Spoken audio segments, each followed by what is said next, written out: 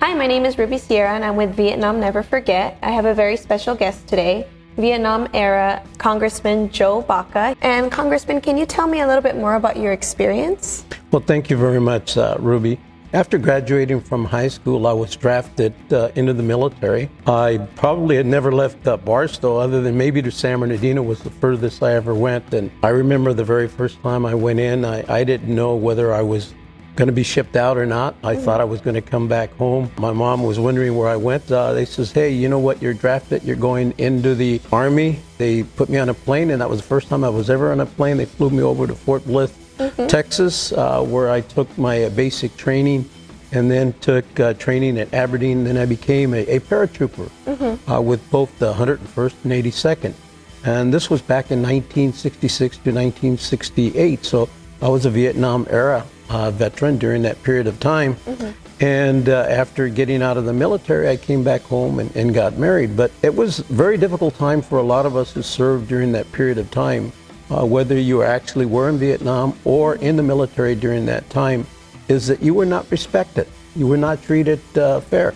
And that's why, later on in life, I became a United States Congressman, and I says, we've got to do something to make sure that we treat all of our men and women who have served our country with the same kind of respect, the same kind of dignity, because they were willing to sacrifice their lives for this country. Whether they served in peace or in war, they were willing to serve our country like me and many other individuals. And we owe them that kind of respect. Not only the time that they serve, but also we have a responsibility to treat them when they come back home, that they get the appropriate treatment, the appropriate benefits that they're entitled to, and their spouses as well. And sometimes, we forget that a spouse or a family member had to sacrifice an awful lot. I just think, I can go back to when I was in, my parents, they didn't think I was going to go get drafted, and the first thing I was gone. Being gone away from home makes it very difficult. And coming from a Hispanic family during that period of time, I remember my mom said, if you come back home safe, we're going to have that pilgrimage. We're going to go to a church, we're going to pray, and thank the Lord that you came back. And I was very fortunate. And as a congressman, what have you done to help veterans, throughout your career? As a veteran, I take that as a high priority. And that's why I served both in the Assembly and the Senate and as a United States Congressman. And during that period of time, I introduced numerous bills to help a lot of our veterans. Starting off when I was in the Assembly, I made sure that we had the POWs MIA. That's the first one that was recognized that was done here in the state of California, and I carried that legislation. So today on the third Friday, we recognize POWs MIA. The flag is flown in honor of those individuals that are still missing. I wanted to make sure that we also provided benefits to spouses who had lost someone in their family and received the benefits they're entitled to. Post-traumatic stress syndrome. I introduced the legislation that today a lot of our men and women who have served in the military are now receiving the kind of treatment that they need. I wanted to make sure that a lot of our veterans that are homeless, that they got the funding that they needed, and that became very important. Also, during World War II, Ken Burns came up with a documentary on the war. And what he did is, it was an excellent documentary that was going to be distributed throughout the United States. It would be an educational piece about the contributions of many of our men and women who served during World War II. But what happened is that he left out Hispanics and Native Americans in that documentary. Well, I led the effort to make sure, along with other organizations and individuals, that Hispanics and Native Americans were included in it. We were able to get him to edit and include that.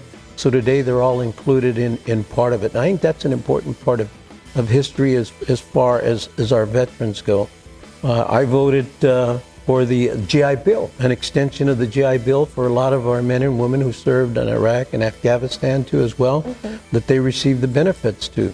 That becomes very important for a lot of us, especially as veterans. And I think we owe a lot to our veterans. I introduced legislation to make sure that we had a day to honor all of our men and women who served in the military and the sacrifices they gave. Too often we forget that the freedoms that we have today is because they were willing to serve for us. Had they not been willing to serve for us, whether they volunteered or whether they drafted in the past, we owe it to all of our men and women. Even today, we should honor everyone and say thank you for serving our country. And we don't do that enough as American people. We take everything for granted. remember these privileges that we have today, Ruby, we wouldn't have. Where would we be without our veterans? Honestly, I don't know. My father is a veteran, so he went to Iraq. I understand, as being a daughter of a veteran, the sacrifices that we made, that my mom made, that we all made for our country, it definitely comes at a huge price. And seeing a lot of, his friends, come back from Iraq with the post-traumatic stress disorder, and you've done a lot of work, and I want to thank you so much for that. On behalf of all veterans, we do want to thank you. And sometimes I feel like, is there more that can be done? What more can we do in regards to getting better and more help for our veterans? We need to continue to help a lot more of our veterans. And that's why I even voted against going to war. I was one of the few that voted going to war in Iraq. I felt that we never had the evidence that proved that they have weapons of mass destruction there, so I voted against that.